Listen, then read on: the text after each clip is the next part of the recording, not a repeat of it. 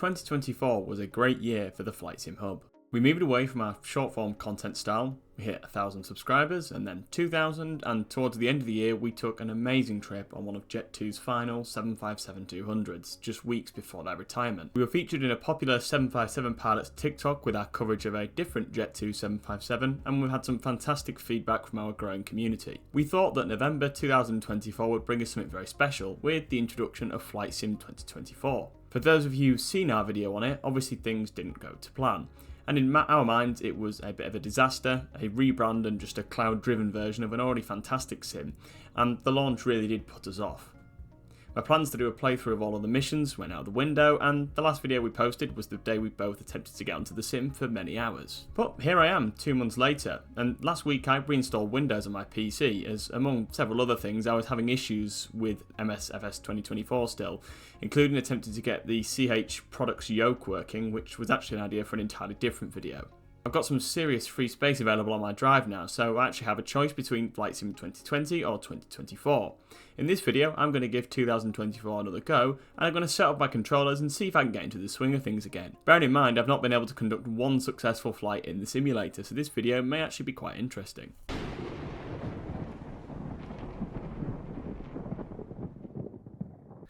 There it is. The store package dependency installer. Microsoft Flight Sim 2024 can't be opened because it cannot be found. The storage device might be missing or disconnected, and I can't screenshot it either because it's a... Okay, not the best start for Microsoft Flight Sim 2024, but to be honest, this probably isn't the game's fault. In fact, it's my fault, because I installed a couple of games on a different drive, and then I changed the default install location to another drive. With 2020, I just bought the game outright on Steam, so I never had this issue with the Microsoft Store, and it's an issue I have on other games that I purchased from Game Pass or from the Microsoft Store as well.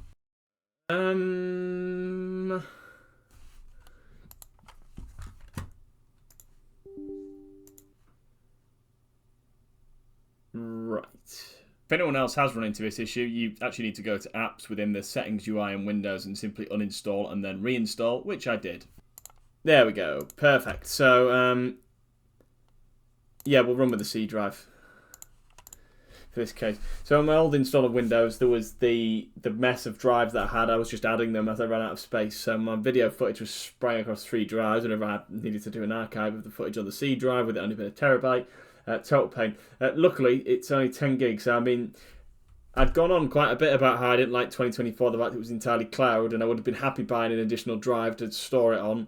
To be fair, if any Microsoft Store I have major issues with when it's stored on a different drive, I tried moving things over to a separate drive and it uninstalled Call of Duty as well. So presumably this is what happened with Microsoft Flight Sim 2024. The difference being Call of Duty is around 350 gig, this is only 10 gig to install. So cloud gaming, there's some of the benefits. When the store app completely breaks because you've got a separate drive, it only takes 10 minutes to reinstall it. So that's fantastic. But everyone knows the on-time jingle, but no one knows this song. This is the song when the lights come on and it's the old cabin and the plane's like 20 years old. And you're just sort of getting off into usually the horrible weather in the UK because you've just flown home from somewhere. But after a while, the game re-downloaded, I fired it up, and it was now time to start with setting up some of my new controls.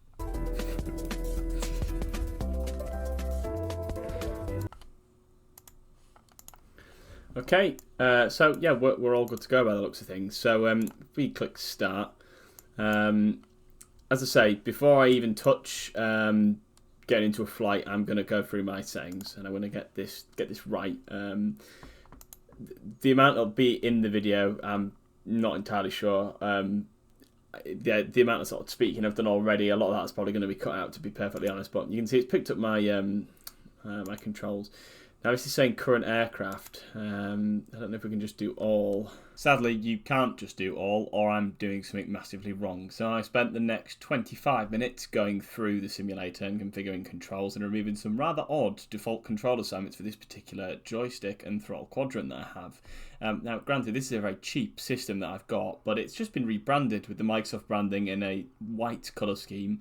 and I'm interested to see if the controls are the same, because I was very confused with some of the controls that it gave it, and I didn't manage to iron all of the issues out. So 20 minutes later, I decided to go straight into a flight with the Airbus A321. So if that's it, what do we do? I think a free flight is probably in order. I don't have any add-ons configured in this sim. One thing I don't really want to do is a full flight today, because I've spent half an hour installing it and sorting it out. But if we can, let's go airplane. Is the A321 available? No. Oh yeah, it is. Sorry, yeah, it is. So it's the Any Builds one. That's some pretty good aircraft. We'll just configure this. To my knowledge, we now have liveries. We do. Perfect. So we can...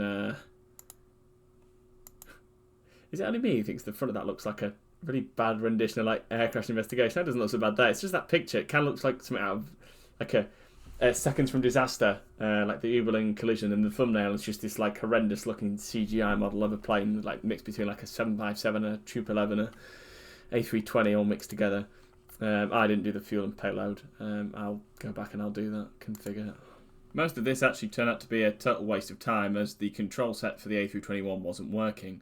Now, I want to be clear, I'm not bashing the game for this. I think it's quite cool that you can do specific controls for specific airliners. It was completely my own fault. So in the next video, or the next time I do this, I'm going to figure out how I can actually map the control sets to just general aircraft. Because typically I only fly airliners in the sim. My controls are nothing too advanced, but it's quite nice that you can go into detail on very specific aircraft. So I'm not knocking the sim, but I did spend quite a lot of time just trying to get this one flight set up. This was also my first time using the new electronic flight bag in Microsoft Flight Sim 2024. Now, it's been a year since I've done a serious flight on the VATSIM network, and back then I'd use SimBree to generate the routes. And because of our usage of your controls with myself and Josh, who also runs this channel, we will typically import the flight plan directly to the flight management computer.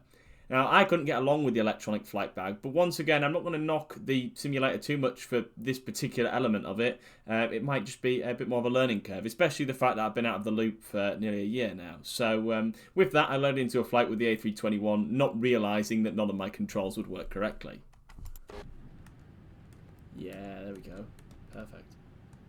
Look, there's still a lot of things for me to configure. The map on the top left and the altitude stuff. I'm going to take all that off. The parking brake button doesn't work. Oh, none of the buttons work. Oh, it's totally broken. Oh, does it need to be that airplane specific controls are different?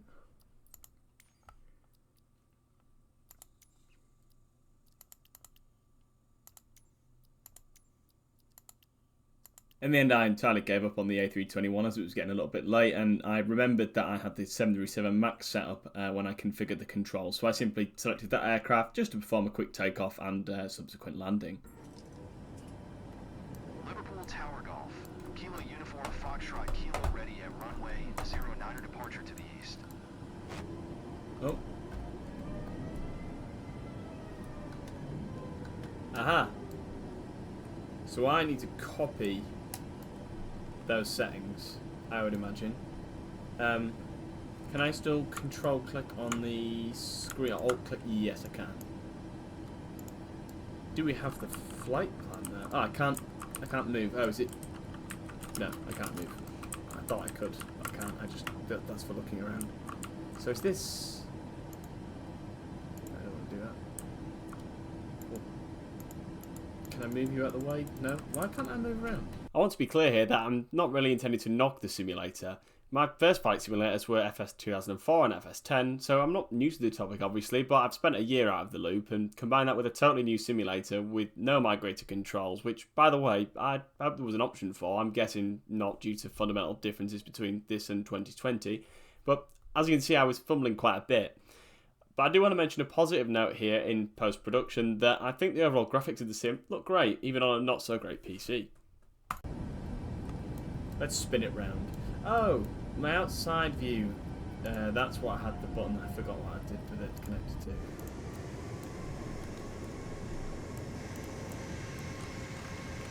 you've got passengers as well, which is pretty nice. It's a bit, I think I need to fix the frame rate as well a little bit, but I know.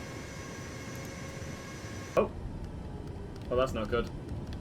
The brakes are connected to the camera. Okay, well, we don't need the brakes. We're not telling air traffic control what we're doing, we're going to get straight out of here. I'm going to assume the rudder trim's set. So power set. I didn't hit the takeoff go around switch because I don't know where it is on this aircraft. It's there on the PMDG. No idea where it is in the 737 MAX buyers over.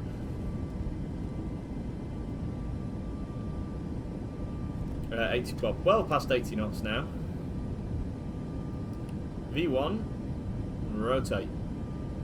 Whoa! Whoa. Okay, we're lagging. Okay, positive rate of climb, gear up.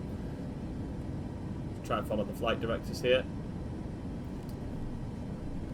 And we can put speed. And we've not got the gear up, the G key didn't work, and speed weren't enabled. Is that the throttle setting set to climb maybe? I'm not sure. I mentioned this already, but I want to mention again, just to the hardcore flight simmers out there, this wasn't intended to be a realistic flight. It was almost a test flight in some sorts to test my controls were working correctly, which clearly they weren't. So pretty quickly I spun the aircraft back around and decided to fly the departure procedure as the approach. And we've got the runway lights extending into the lake here.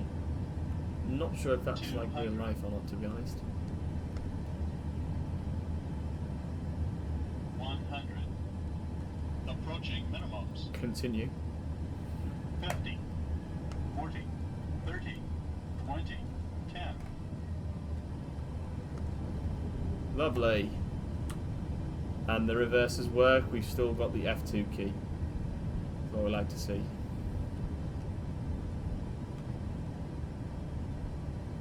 Manual brakes will make this turn. No, we won't. Okay, fair enough. Reverses. 60 knots. I'm not sure if you could call that a successful flight, although technically I did take off and I did make a somewhat safe landing. It was more of a test flight though, to test the new control assignments and the new simulator armed with a new install of Microsoft Windows. I'd like to hear your thoughts on the new simulator in the comments below. Have you migrated away from Flight Sim 2020 yet, and what are your thoughts on the updates which are planned over the next year? Me personally, I think the simulator's definitely got some potential, and I think I need to give it a fair chance, continue configuring controls for all of the different aircraft, and master the simulator as I did with 2020. I am looking forward to getting back into the scene on VATSIM as well, although I'm not sure if there is any yaw controls or shared flight deck scenarios in this simulator. It's something I'll definitely have to look into. If you've watched this far into the video, I'd also like to ask for some feedback on what you'd like to see from the Flight Sim Hub in the future. Is it Microsoft Flight Sim news? General flight sim news, particular aircraft add-on reviews, or is it more real-life aviation, such as our documentary-style videos on previous airlines or airframes, or even real-life trip reports? Please do let us know in the comments below. And if you enjoyed this video, feel free to leave a like, and we shall see you in the next one.